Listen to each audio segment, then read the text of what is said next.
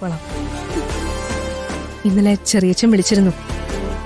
എത്ര പണം വേണമെങ്കിലും നിനക്ക് വേണ്ടി ചെലവാക്കിക്കൊള്ളാന്നാ പറഞ്ഞിരിക്കുന്നത്. പോലീസുകാര് വളരെ മോശമായിട്ട് എന്നോട് പെരുമാറിയത്. അച്ഛൻ എന്നെ ശപിച്ചുകൊണ്ട് ഇവിടുന്ന് ഇറങ്ങിയും പോയി. പക്ഷേ കണിമംഗലത്ത് നിനക്കൊരു ചീത്തപ്പേരും വരാതിരിക്കുന്നതിന് വേണ്ടി ഞാനും ഗൗതവും പരമാവധി ശ്രമിക്കുന്നുണ്ട്. അതങ്ങനെ തന്നെയായിരിക്കും. നാളെ നിനക്ക് കോടതിയിൽ നിന്ന് ജാമ്യം കിട്ടും. തിരിച്ച് നിനക്ക് കണിമംഗലത്തേക്ക് വരികയും ചെയ്യാം. അതിന് വരണോ അച്ഛനൊക്കെ സമ്മതിക്കോ? സമ്മതിച്ചില്ലെങ്കിൽ ഞങ്ങൾ സമ്മതിപ്പിക്കും. ദേ, നീ സമാധാനായിട്ടിരിക്കെ. നീ ഒന്ന് വിശ്വസിക്കേ.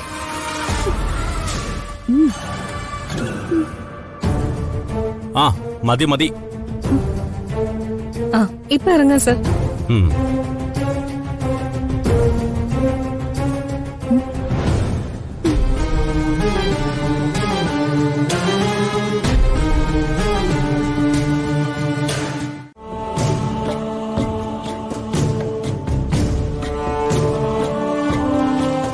CC നമ്പർ 234 ആറ്റുവാശ്ശേരി ദേവനാരായൺ മകൾ Priyanka Priyanka Priyanka.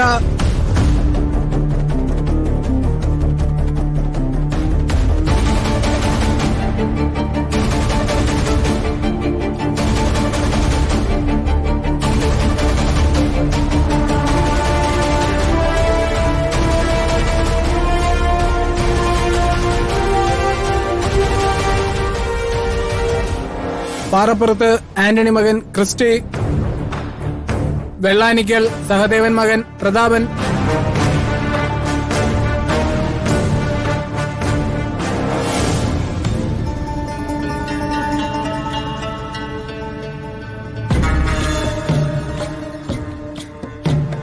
Your honour, cinema ലൊക്കേഷനിലുണ്ടായ അപകടം വളരെ ആസൂത്രിതമായ ഒന്നാണ്. തനിക്ക് പകരം തന്റെ സഹോദരി സിനിമയിൽ അഭിനയിക്കുന്നതിനുള്ള പക തീർക്കുന്നതിന് വേണ്ടി ലൊക്കേഷനിലെ തൊഴിലാളികളായിരുന്ന പ്രതാപനെയും ക്രിസ്റ്റിയെയും പണം കൊടുത്ത് സ്വാധീനിച്ച് ഈ നിൽക്കുന്ന പ്രിയങ്ക കൃത്യം ചെയ്യിക്കുകയായിരുന്നു.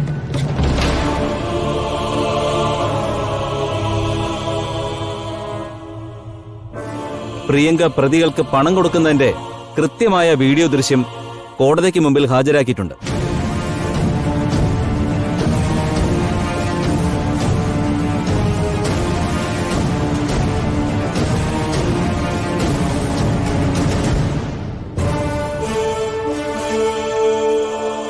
പ്രതിക്കൂട്ടിൽ നിൽക്കുന്ന പ്രിയങ്ക അന്നേ ദിവസം നിങ്ങൾക്ക് രണ്ടുപേർക്കും പണം തന്നിരുന്നോ?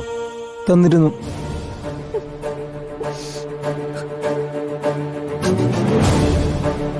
എന്തിനായിരുന്നു പണം തന്നത്? അത് ഹീറോയിനെ അപകടപ്പെടുത്താൻ വേണ്ടിയായിരുന്നു. യുവർ ഓണർ, ഇവരുടെ മൊഴിയിൽ നിന്ന് തന്നെ കാര്യങ്ങൾ വ്യക്തമാണ്.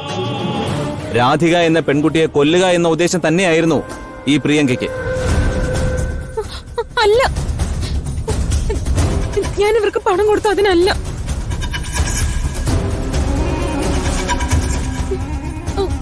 ഇവരെ എനിക്ക് പരിചയമുണ്ട്. ഇവരെന്നോട് സാമ്പത്തിക സഹായം ചോദിക്കുമായിരുന്നു.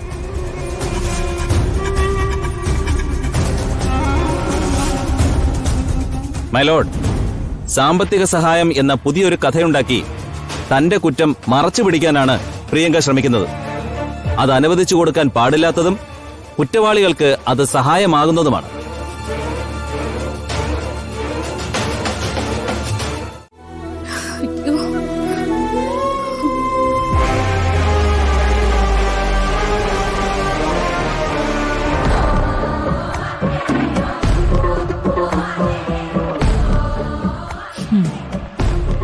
വേണ്ട, ഞാൻ ചെന്നേട്ടത്തെ വിളിച്ചുകൊണ്ട് വരുമ്പോഴേക്കും ഇവര് മുങ്ങും. അതുകൊണ്ട് ഇവരിങ്ങനെ ഇരിക്കുന്ന വീഡിയോ തന്നെ എടുക്കണം.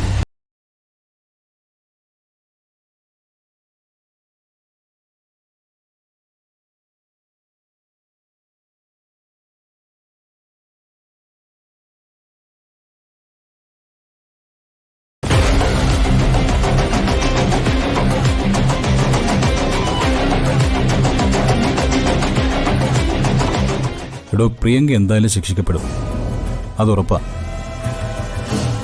അതോടെ പ്രിയങ്ക പിന്നെ ഒരിക്കലും കണിമംഗലത്തേക്ക് തിരിച്ചു വരില്ല.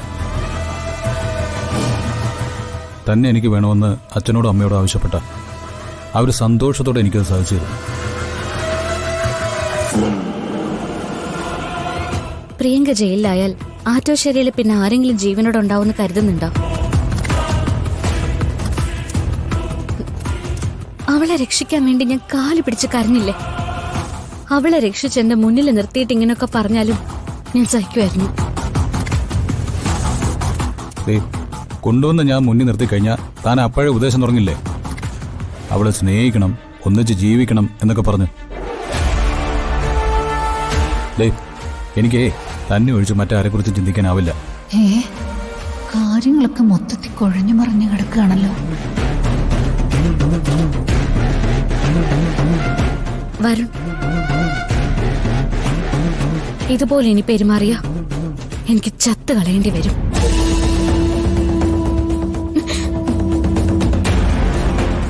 അന്ന് താൻ ഷൂട്ടിംഗ് ലൊക്കേഷനിൽ അപകടം പറ്റി താഴേക്ക് പോകുമ്പോൾ കൂടെ ചാടാൻ എനിക്ക് ഒട്ടും മടിയില്ലായിരുന്നു. ആ മനസ്സ് തന്നെയാണ് എനിക്കിപ്പോഴും. എവിടെയാണെങ്കിലും നമ്മൾ ഒരുമിച്ച്.